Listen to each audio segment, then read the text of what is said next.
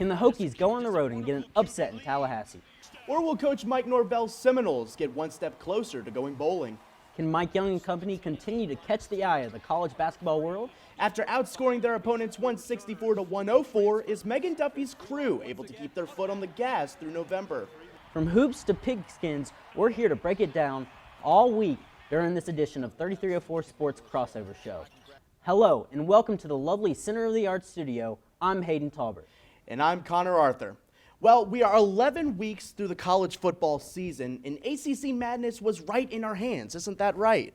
Yeah, you're completely right. We had three major upsets this past week, two of which were ranked teams getting upset at home. What I think was important was so much for the ACC championship implications, but for coaching implications was the Florida State-Clemson game.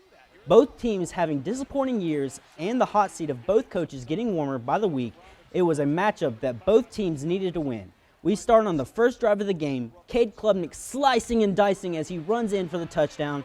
Tigers up 6-0 early in this one. Yeah, Clemson methodically drove the ball down the field through the air, but especially with boots on the ground, converting a fourth down on their own 46, and like you said, with Klubnik's end zone dash, the Tigers wanted to make that statement early. You are completely right. You saw that the very next play where they called a fake field goal to get the two-point conversion to go up 8-0. Now, fast forward to the second quarter, 12:09 left in the half. Clemson draws up a trick play as Adam Random pitches the ball back to Cade Klubnik as he throws a dart to wide receiver Antonio Williams for the touchdown. Tigers lead 15-0. You know, it's always nice to see what kind of tricks Dabo Swinney and the Tigers may have up their sleeve. Florida State's 15, Shamar Arno, looked to read the play perfectly, but couldn't adapt to the flick back to Klubnik. And when his arm is warmed up, you can kiss that ball goodbye. For Florida State, the offense needs to wake up if they really want to stay in this match. I agree. They did that as Thomas Castellanos throws a laser to Lane McCoy to get 7 on the board with 33 seconds left in the half. What an answer by Castellanos and the Seminoles. Definitely a breath of fresh air for Norvell's crew, but Castellanos' legs helped the Seminoles rush down the field. Even then, a near pick in the end zone and a bizarre incompletion from Deuce Robinson felt like Florida State fought tooth and nail for those 7 points. Yeah, that would be the last touchdown for both teams as we start in the third quarter and the Seminoles get the ball into field goal range. And as they look to cut the deficit to 8, it would be a wide right and no good for 40 yards. The Tigers take over. The Clemson defense just continues to have a great night on the gridiron, and what a heartbreaker for the Seminoles. What could go wrong for Florida State was certainly going wrong. Yeah, a big opportunity missed for Florida State as Clemson capitalizes 2 field goals to go up 24-7, but the game isn't over. As we go to the fourth quarter, the Seminoles in the red zone, and Castellanos drops back and throws a slant to Randy Pittman Jr. to make it 1st and goal, but hold up a second. There's a marker down as it was a pass interference on Florida State, which wipes away the important play for the Seminoles. Just a crucial mistake, Connor. Yeah, and on a night that seems to have plenty of them for FSU, Lane McCoy looking to give Pittman a block downfield, but got a little handsy, and you just can't have that. And with 2 minutes and 27 seconds left to go, the Seminoles down 14, trying to create a miracle as Castellanos, running out of pressure, throws up a prayer, and it is tipped and intercepted by Ricardo Jones to close out the game as Clemson creates 2 Castellanos turnovers to win 24-10. Just not a night to have if you want to go bowling in December. Bringing FSU to 4-5 with a 1-5 record in the ACC as Virginia Tech prepares to take that flight to Tallahassee. Yeah, just crucial mistakes in a game in which you can't do on the road, and I'm sure Virginia Tech is going to take notes from this game and how they can make Thomas Castellanos uncomfortable. And the Hokies have done a decent job of doing that, especially with last year's 42-21 Thursday night win against Boston College. But played that full 60 minutes and giving 21 points in the third quarter showed how hot Castellanos can get. Yeah, well, if SFU wants to win this game, they need to get Castellanos going and break the streak on the performances he has had against the Hokies by getting him going on the ground and through the air. As for Virginia Tech, they will need to rely on the consistent run game and players showing some glimpses on the bright future in Blacksburg. For more on this weekend's matchup, here's Cole Jackson Page to give us a sneak peek. Virginia Tech is heading down to Tallahassee once again to take on Florida State. So I'm here to give you a few quick nuggets surrounding this primetime game at Doak Campbell Stadium. Since the Hokies joined the ACC, they've taken on the Seminoles 6 times, and the series is all tied up 3-3 in that time frame. If you look a little further, Florida State has been on the winning side a lot, but we don't have to get into that. While this matchup in the ACC is still relatively new, the quarterback on the other sideline isn't to the Hokies. This is Virginia Tech's third straight year facing quarterback Thomas Castellanos, but first one as a Seminole after transferring from Boston College this past year. And it hasn't fared easy for Castellanos, as the Hokies have held him to 315 passing yards, 3 passing touchdowns, and 2 interceptions in his 2 bouts against Virginia Tech. Now, the defense for the Hokies included guys like Mansour Delane, Dorian Strong, and Mose Phillips on the back end, and Antoine Powell-Ryland, Aeneas Peebles, and Josh Fuga rushing the passer. Castellanos is having himself a solid season despite Florida State's down year, averaging 236 passing yards a game, leading an offense that's been explosive this season, and might have an easier time through the air and strive for his first win against the Hokies this Saturday. We just talked about an old face, so what about a new face for the Hokies? Running back Jeff Overton Jr. made his debut against the Louisville Cardinals. The 4-star freshman had a season-ending injury his senior year of high school. Still, he worked his way back and found the field for just 4 carries and 9 yards, but still impressive being able to come back and to build this much faith from the coaching staff while he's been out. He could bring a different style to the backfield with his explosiveness we haven't seen from Marcellus Hawkins and Terrion Stewart, who are both bigger backs. With 3 games left, he'll keep the red shirt intact and could be a part of the puzzle for Virginia Tech's run game that the Hokies pride themselves on this week. It's going to be a chess match, and especially on the ground with the 2 teams who love to run the ball. Marcellus Hawkins and Terrion Stewart are both averaging about 6 yards per game. On the other side, the Seminoles have some explosive running backs. As the team, they're averaging just under 230 rushing yards per game, led by Samuel Singleton and Usmain Chroma. The winner could be the team that can control the game on the ground the most. It's been a struggle for both teams this season, but a win for either team helps precede their last stretch for a possible bowl game. Now, a loss for the Hokies takes them out of bowl eligibility, and a loss for the Seminoles could lead to a new headman in Tallahassee. It should be a fun ACC matchup in the final month of college football in the regular season. Back to the guys. Great stuff as always, Cole, but now let's take our attention from the field to the court, as Mike Young and the guys seem to be opening the eyes of college basketball fans across the nation. It's early to tell, of course, but it would be a huge ride on that train on the way to March. If you're Coach Young, you have to be feeling at least a little bit good about this opening to the season. Yeah, if I'm Mike Young, I am ecstatic in the way the Hokies have played so far in the season. I mean, you look at the early rankings, they were voted to finish 9th in the ACC, but it seems his team is already in midseason form with good performances from big man duo Toby Lawal and Amani Hansberry, and the eye-catching performance from Neo Abdallas last week against Providence. Absolutely, and the Hokies took that talent to Mohegan Sun Arena in Uncasville, Connecticut this past Saturday for the Basketball Hall of Fame tip-off against the Providence Friars of the Big East. Though the game aired on Peacock, it quickly turned into the Neo Abdallah show as he wasted no time driving in for a layup to give the Hokies the first points of the night. Yeah, just great control by Abdallah. You can see the maturity in his game early. One thing was definitely apparent from the opening tip-off. Providence was not going to back down this game. Under 12 left to go in the first half, and the Hokies turned the ball over, leading to a quick 3-point splash from the left slot from Stevan Vox. Yes, I was watching this game, and it was apparent that these international players were going to take over, and you say that Vox's performance, he was automatic. 3-pointers were flying, especially in the first half, as the Hokies and the Friars combined for 14, including a lead extender from Jalen Sellers. Friars go up 42-37 with 1:19 left in the first half. Yeah, both of these teams were hot, and I'm sure it was an emphasis in halftime to guard the 3 better for both teams, as it might very well be the key to winning the game for both Mike Young and Kim English. Hokies entered the second half with a 46-40 deficit, but Abdallah buries a 3 to take an 82-79 lead with 3:23 left.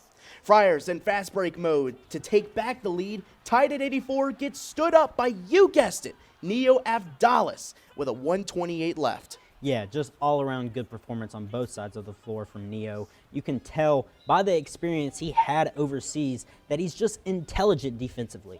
86 up, 3 seconds, Vox with a 3 to win, and in and around the rim, and it just pops back out. Overtime it is. Can we just acknowledge how exciting this match was? Yeah, very exciting. It was back and forth in scoring, but also had some really good defensive stops like we just had in Neo Abdallas. That made it seem like we were in the middle of March in a round of 32 game. It was pretty special. Overtime comes and goes in the blink of an eye, and it was all Hokies as Virginia Tech's offensive output takes them over the finish line, 107-101 against Providence. Yeah, you say right out the gate, the Hokies throw the first punch with Bedford getting the first tip in overtime and scoring. So you knew the Hokies were going to bring that energy after that, and they didn't hold back. A little taste of March Madness, but hey, it's college basketball. There's madness every week. Hokies improve to 2-0 and get their first neutral site win since 2023. This wasn't really a neutral site game, as it looked and sounded like Providence home game, but nonetheless, great performance by Mike Young's team. Before the season, we saw how Mike Young was hyping this group of guys, and to me, this is the most confident I've ever seen Young. It definitely showed in productivity to begin the season, especially with basketball's new Greek freak in Avdalas. Yeah, completely. You say the energy shifted in Blacksburg once he committed to Virginia Tech, and we see how it wasn't just hype. And it was very interesting finding out the story of Abdallah's agent is the same agent as Giannis Antetokounmpo. So you have to think the man is grinning ear to ear with how his guys are performing. Very much so. And for more on how Hokies and New Avdalas are making a strong impact early in the season, here's our very own Andrew Offhouse. Virginia Tech men's basketball is off to a hot start this season, playing with big energy and confidence. But the biggest storyline in Blacksburg right now might just be the emergence of number 17 freshman Neoklis Avdalas, who's quickly becoming the heartbeat of this Hokies team. Standing at 6'9" and weighing in at 215 pounds, the guard from Greece is showing everyone why Coach Mike Young and Virginia Tech were so high on him coming into the season. After an incredible 33-point performance that gave the Hokies the win against Providence, he's now averaging 20.5 points, 7.5 assists, and 6 3-point field goals made, ranking him among the top 10 offensive players in the ACC. Bringing a new level of creativity and confidence to the Hokies offense, his court vision and decision-making have helped the team push the pace, stretch the floor, and find rhythm early in the year. Whether it's hitting a pull-up three or threading a perfect pass through traffic, Avdalas plays with skill beyond his age. But it's not just his offense that's turning heads. Avdalas has been active defensively, showing a real understanding of the game on both ends of the floor. That energy has been contagious for the rest of the roster, setting the tone for the Hokies' early success. As the season continues, Avdalas looks ready to take on an even bigger role. His ability to control tempo, set up shots for teammates, and knock down hoops gives Virginia Tech a dangerous balance that's already paying off. If he keeps playing at this level, Avdalas could quickly become one of the breakout stars in college basketball this year. His confidence and consistency have helped spark this strong start, and with his leadership on the rise, the Hokies look ready to make some serious noise in the ACC. So while it's early, one thing is clear. Neoklis Avdalas isn't just a freshman finding his place.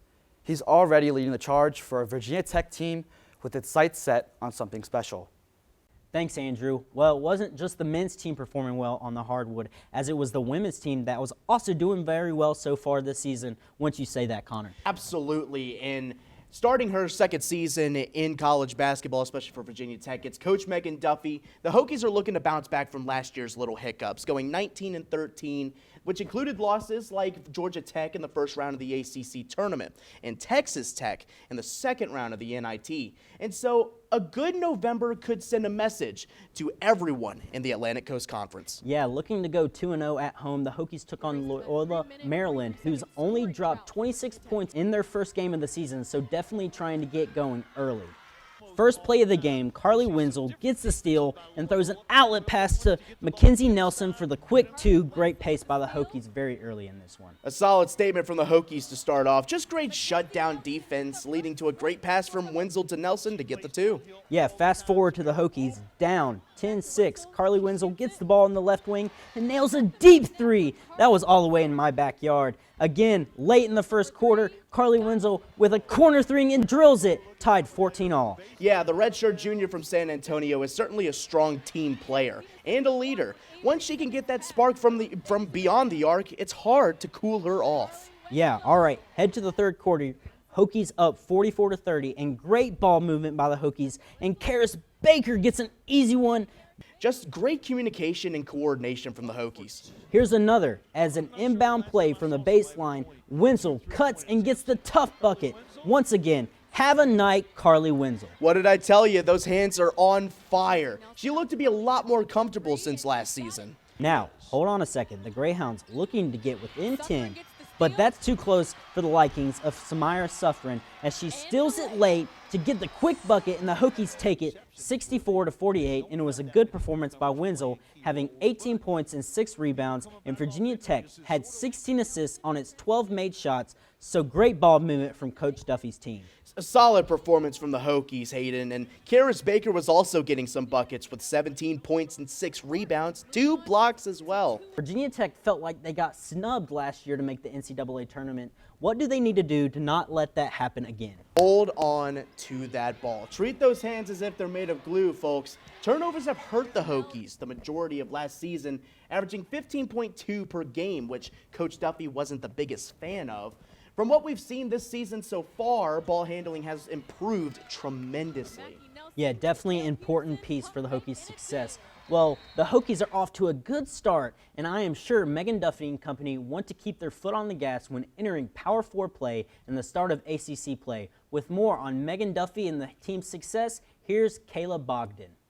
Virginia Tech's women basketball team is coming in full force with their start-off game being a 100-56-point win against Towson, and another quick start win that Sunday against Loyola.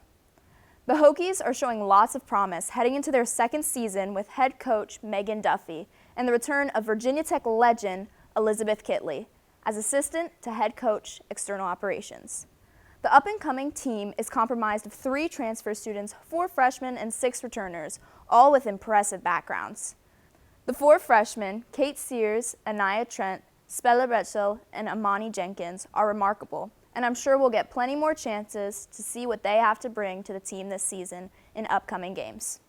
In their high school careers, Sears and Jenkins were ranked in ESPN Top 100 prospects, with Trent being a 4-star prospect, while Spella Bretzel brings international experience, owning 3 gold medals at European Championships.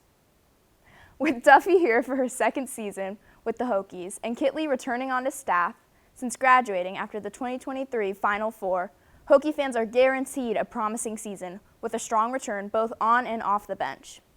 Taking a blast to the past, we saw over the course of the 2023 to 2024 season, returners Carly Wenzel and Karis Baker, who are redshirt freshmen during the Hokies Final Four season, take off, doubling their averages under Duffy. This season, we can see the two show even more potential, coming onto the court with the confidence to lead their team. Wenzel starting off the season with a 16.0 average. No doubt we will see even more player improvement this season, as Duffy emphasizes her commitment to player growth. In her opening statement of the Towson post-game press conference, she said, "You never know in the first game as a coach how we're all going to come out. It was great to have everybody get in the game. Overall, super excited about the first win." Already, we can see this being true as guard Mackenzie Nelson racks in those assists, getting a career high of 11 assists the second game this season, surely making herself an asset to the team. With so much hope for the Hokies this season and an impressive roster, we are sure to be in for some intense, high-stake games. Is this the start of a 2023 repeat, or is Duffy still getting her grounds with this team? Thank you, Kayla. Let's shift the gear back to the gridiron, Haden, and return to the madness that was ACC football last weekend. Yeah, when the ACC got rid of divisions in the ACC, it was the end of coastal chaos. But what we have seen this year is a taste on how chaotic it has been, whether it's good or bad for the conference. We saw upsets by upsets with little to no knowledge of who's going to make it to Charlotte.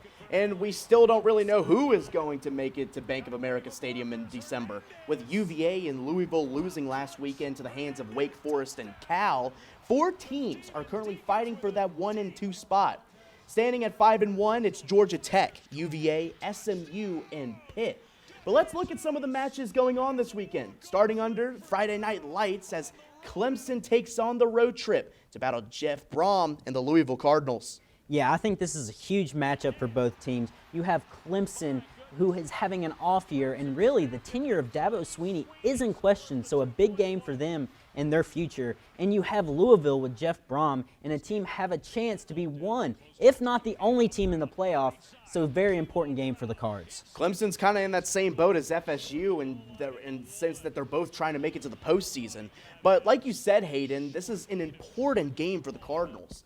They are the definition of a second-half team, but I think they have the potential to play 60 minutes. So give me the Cards on this one. Now, this is a different matchup. You have the Duke Blue Devils versus the Virginia Cavaliers, with big implications for both teams and their hopes for title contention in the ACC. Man, oh man, is it going to be an exciting one. Manny Diaz and the Duke Blue Devils are not the ones to kind of mess around with, and if you're Virginia, you need every win that you can get in order to make it to the playoffs.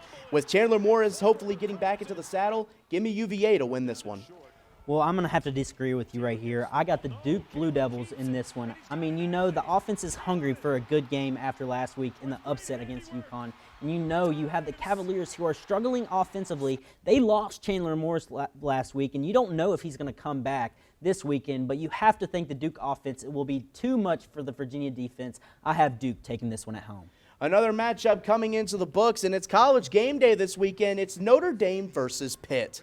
Yeah, a lot of controversy with Notre Dame as, you know, people are deciding if they should make the playoffs or not. And, you know, they are a good team, and Coach Freeman has been building this team back up year by year. I'm going to have to go with the Fighting Irish on this one. They will just be too much for the young Mason Heinzschel. And absolutely, but what I like about the Pitt Panthers is their ability to stay strong. And so with Notre Dame, it's really difficult, especially at the beginning of the season, as we were all talking about earlier. But give me Notre Dame to win this one.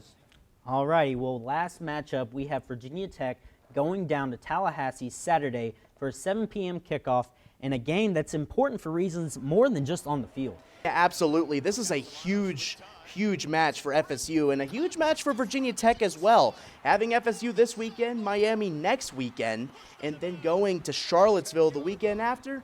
Oh boy, is it going to be a fun one. Both teams are trying to go bowling, but give me FSU to win this one. Yeah, I'm going to have to agree with you. You know, this is important for the coaching cycle, but ultimately, I have FSU taking this one at home. The Hokies defense will struggle against Castellanos. This is an exciting week of basketball and football. We're getting right into college basketball, Hayden. Do you understand that? Yeah, well, with a weekend full of sports, either on the hardwood or on the grass, 3304 Sports will have you covered with coverage of all things Hokie sports. For our reporters, Cole Jackson Page, Andrew Offhouse, Caleb Bogdan, and my co-host, Connor Arthur, I'm Haden Tolbert saying goodbye from the Center of the Arts Studio at Virginia Tech, wishing you a safe and fun weekend.